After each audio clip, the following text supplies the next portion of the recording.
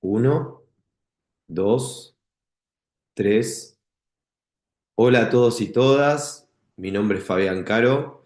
Ante todo, quiero agradecer profundamente la invitación por estar nuevamente en el Congreso Venezolano sobre Tórax en este 2025. Y en segundo lugar, quiero pedir disculpas sinceras por no estar ahí presente, que me encantaría, pero no va a faltar oportunidad y evidentemente lo bueno se hace desear. Así que esperemos pronto poder estar junto con ustedes y estrechar la mano y poder abrazarlos.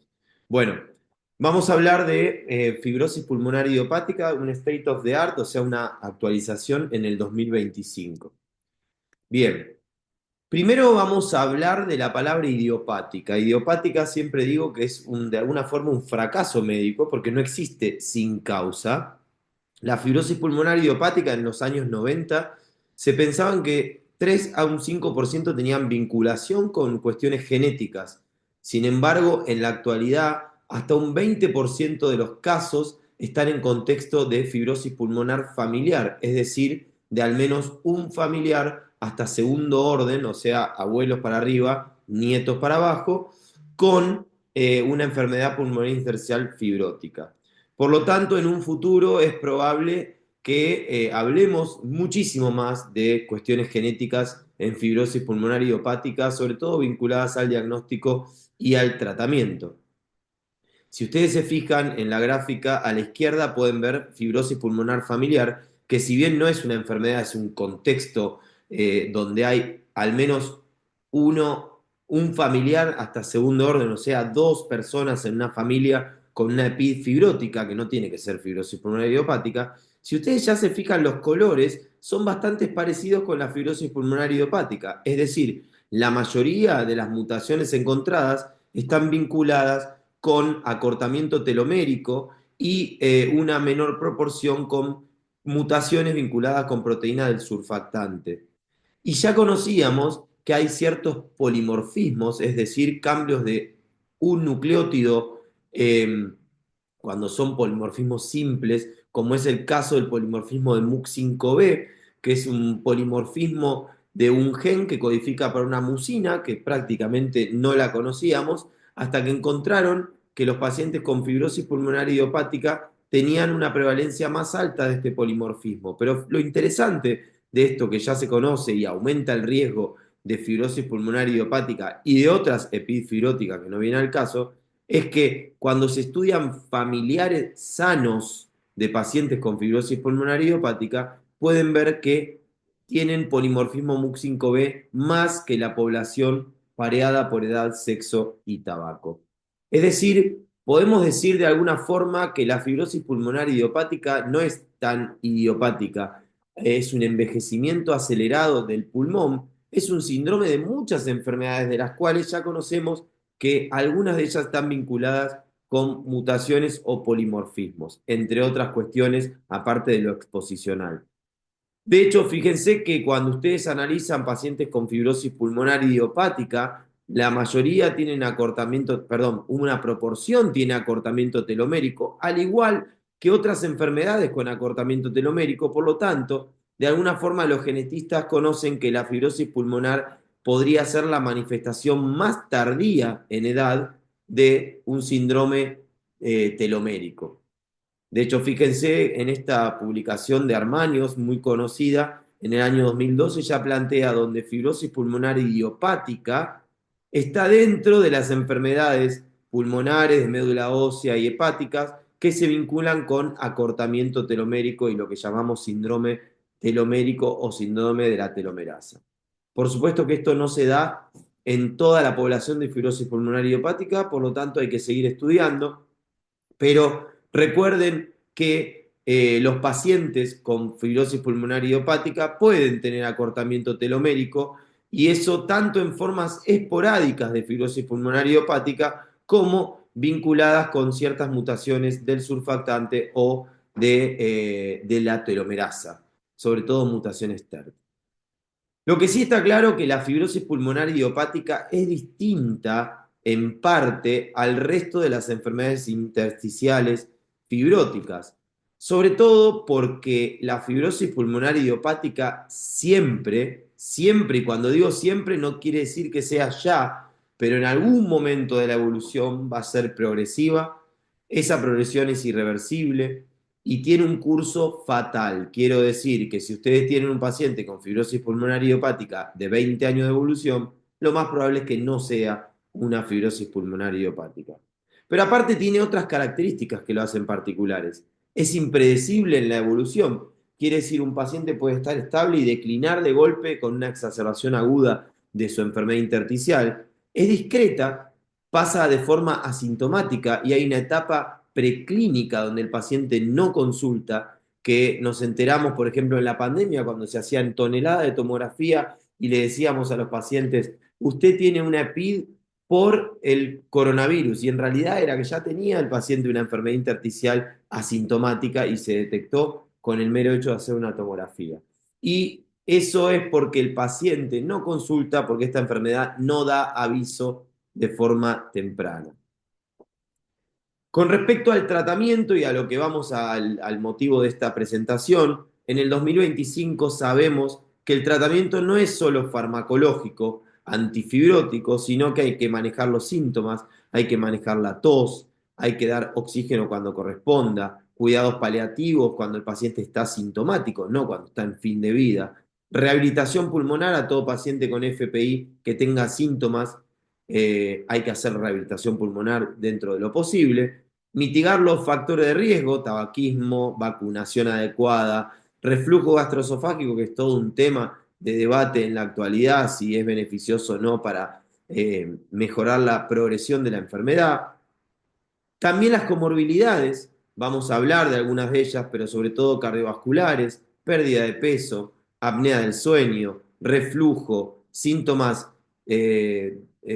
psicológicos como depresión, ansiedad y otros, indicar evaluación para trasplante cuando sea conveniente y dependiendo, por supuesto, de cada país y la accesibilidad, enrolarlos en clinical trials para descubrir nuevas moléculas, como vamos a hablar, etcétera, etcétera. Pero decir que el tratamiento es un antifibrótico y nada más es un error absoluto, y eso es alguien que no se dedica a enfermedad intersticial.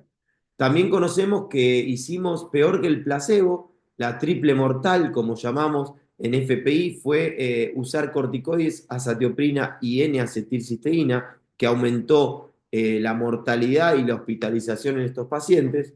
Y en la actualidad, hasta abril de 2025 por lo menos, conocemos dos drogas aprobadas en el mundo para el uso de fibrosis pulmonar idiopática. Una es pirfenidona y otra es nintedanib. No hay una mejor que otra porque no hay estudios cabeza a cabeza. Lo que sabemos es que disminuye o enlentece la tasa de declinación de la capacidad vital forzada como subrogante, por ejemplo, de mortalidad. Tal es así que si ustedes se fijan las líneas de los tratamientos en Europa, la azatioprina, N-acetilcisteína y corticoides fueron descendiendo a cero en la actualidad, y los antifibróticos fueron aumentando en la medida que se fueron aprobando en los diferentes países. En Argentina lo tenemos aprobado desde el 2012-2013 aproximadamente, ambos productos, nintedanib y pirfenidona. Bien.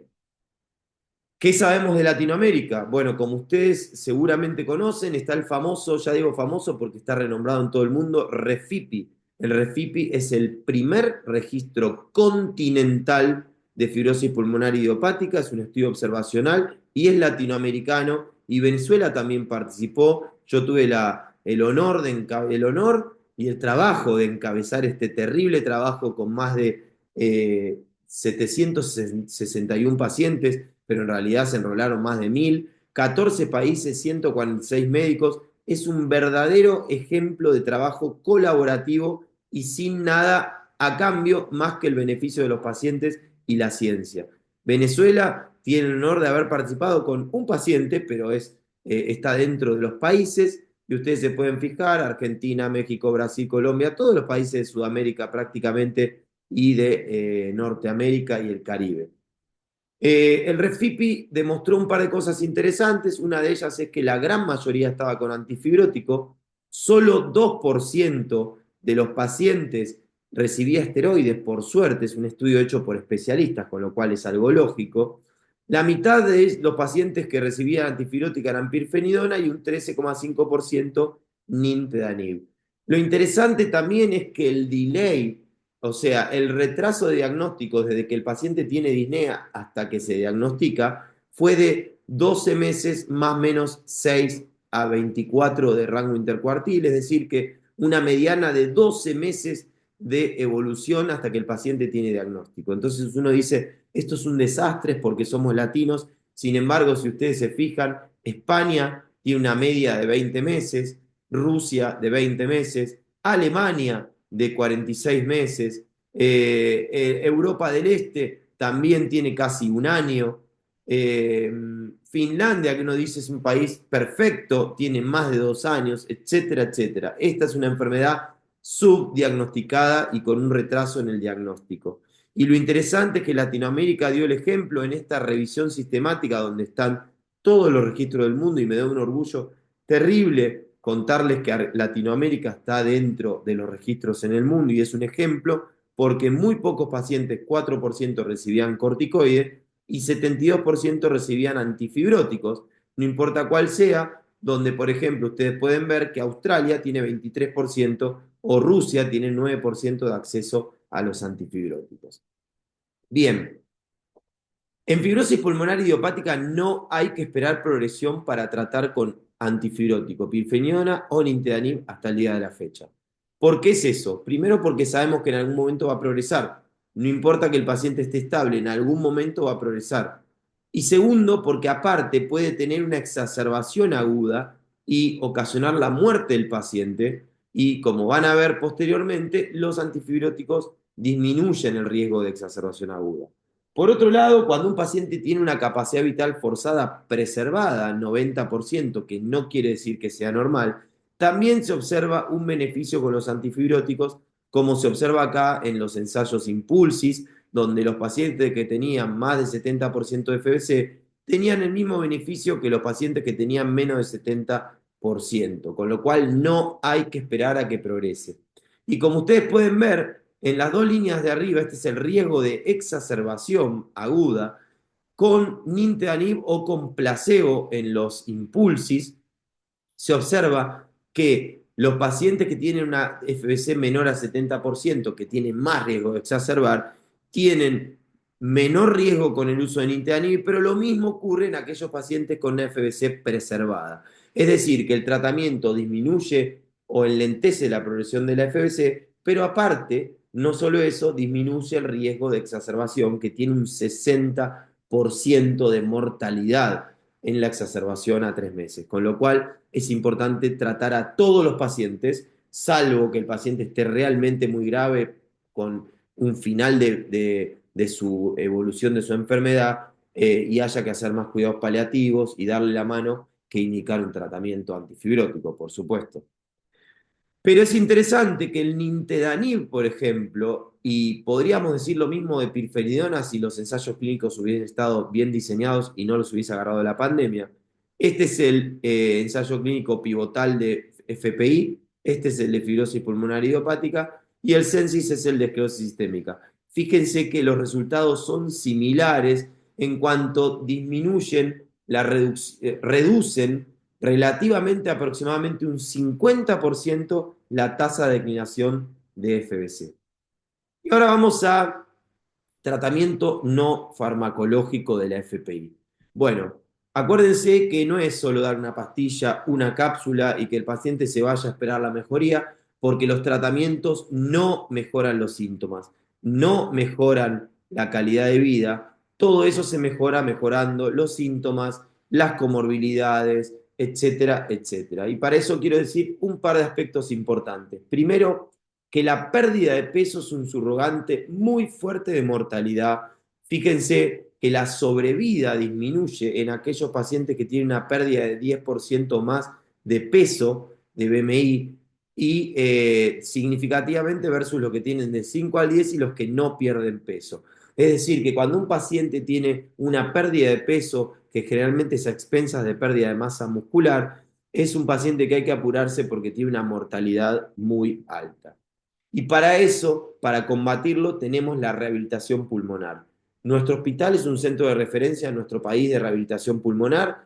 Créanme que confío ciegamente que la rehabilitación pulmonar bien realizada en un centro de referencia es algo que cambia la calidad de vida de los pacientes. Esto es una revisión sistemática de la mayoría de los artículos que hay de rehabilitación pulmonar en el 2024, donde fíjense que mejora la resistencia al ejercicio, la tolerancia al ejercicio, mejora la calidad de vida e incluso mejora la tolerancia de los antifibróticos porque por supuesto el paciente mejora comorbilidades y calidad de vida. ¿A quién le indico rehabilitación pulmonar? A todo paciente con FPI sintomática. Todo paciente tiene beneficios con la rehabilitación pulmonar. ¿A quién no le indico? Y bueno, aquel paciente que está perfecto físicamente y que ya hace ejercicio físico por su cuenta, quizás ese no tenga tanto beneficio, pero son casos muy seleccionados. Hay que ver caso a caso. Esta es una publicación que también surge de Latinoamérica, la hicimos junto con nuestros colegas de México. Bueno, ahí está con ustedes mi hermana querida Ivette Buendía, donde participó del estudio el INER, República Dominicana, Bolivia, Colombia, Chile y mi país Argentina. Participamos estos 6 países donde queríamos ver las diferentes calidades de vida medida por cuestionario San George validado a FPI en fibrosis pulmonar idiopática y las diferencias entre los países. Y encontramos datos muy interesantes que vienen a cuestión de esta presentación.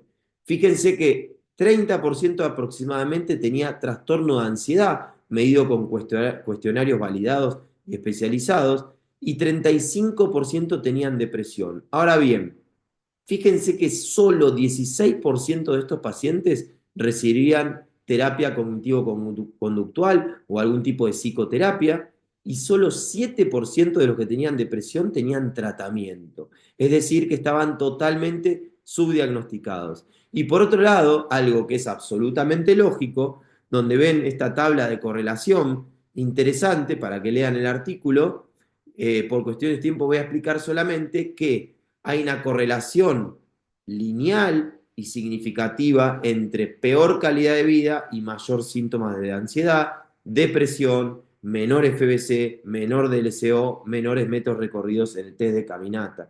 Con lo cual es importante, al fin y al cabo, atacar todas estas cosas para mejorar la calidad de vida.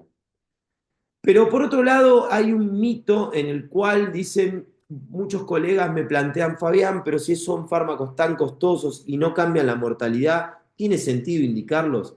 ¿Costo-beneficio? Bueno, en realidad es muy difícil diseñar un estudio para demostrar cambios en la mortalidad, pero lo que les puedo decir es que sí hay cambios en la sobrevida en todos los estudios de vida real, como ustedes pueden ver en el EMPIRE, en el registro EMPIRE de República Checa, donde hay diferencias significativas con nintedanib y con pirfenidona en la sobrevida. Y en el registro europeo, EURA-IPF evidenció un pronunciado incremento de la sobrevida en aquellos pacientes que recibían tratamiento antifibrótico versus aquellos que no lo recibían, y acá son más de 500 pacientes tratados, con lo cual no se discute el uso de antifibróticos en Latinoamérica y en el mundo.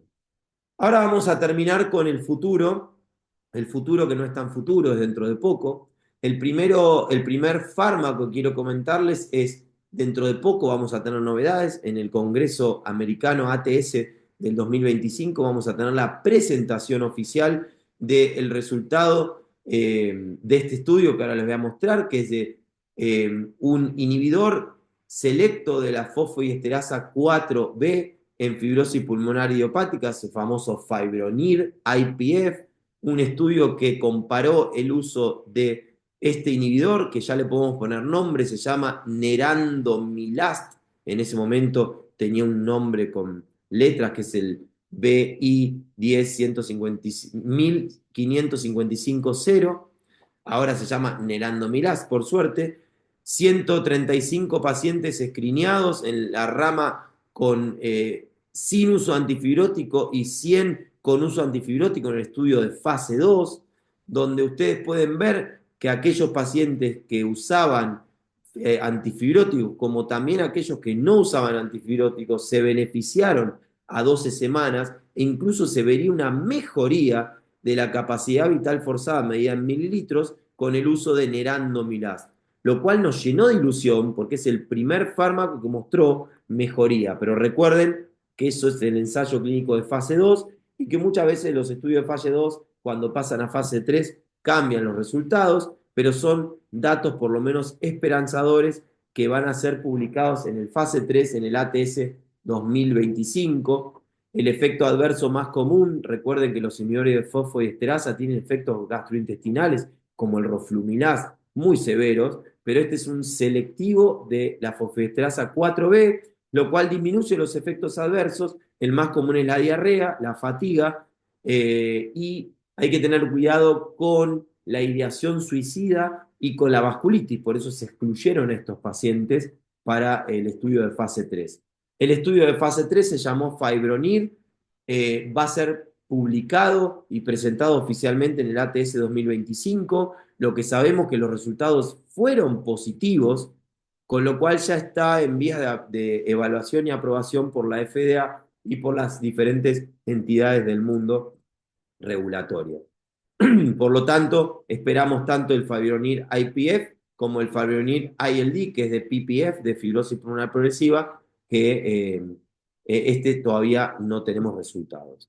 Bien, y lo último que quiero comentarles es el teprostinil inhalado. Teprostinil inhalado, fármaco aprobado por la FDA para su uso en hipertensión pulmonar y para su uso en hipertensión pulmonar por grupo 3, por enfermedad intersticial, en base al estudio INCREASE, que es un ensayo clínico fase 3 de prostinina inhalado, que es acuérdense que es un análogo de prostaciclina inhalado, que es un vasodilatador de alguna forma, pero también tiene otros efectos en la inhibición de agregación plaquetaria y algunos efectos antifibróticos que ahora voy a mostrar.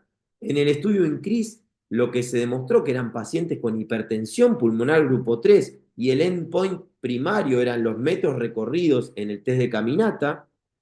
La población estudiada en el grupo 3 por EPID, en el INCREASE, fue la mayoría fibrosis pulmonar idiopática, neumonitis por hipersensibilidad y también síndrome combinado de enfisema con fibrosis y enfermedad del tejido conectivo asociada. Algunos de ellos tenían pirfenidona o nintedanib y también, al igual que el estudio Fibronir, mostró a 16 semanas, lo cual es muy poco, que los pacientes tenían una mejoría en los metros caminados con respecto a placebo.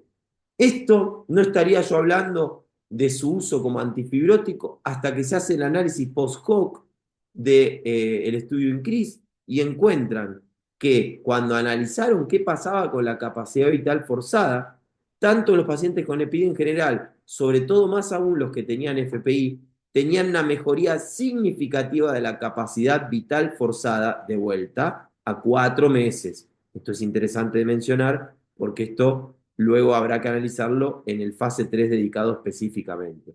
Lo que sí es cierto es que llamaba la atención que esta mejoría de la FBC era dosis dependiente, es decir, mejoraba más todavía, más prevalente en aquellos pacientes que recibían más dosis de teprostinil, y eso motivó a hacer un estudio de extensión open label, que ya fue a 52 semanas, donde uno puede decir, bueno, el efecto desapareció, sin embargo, el efecto no desapareció.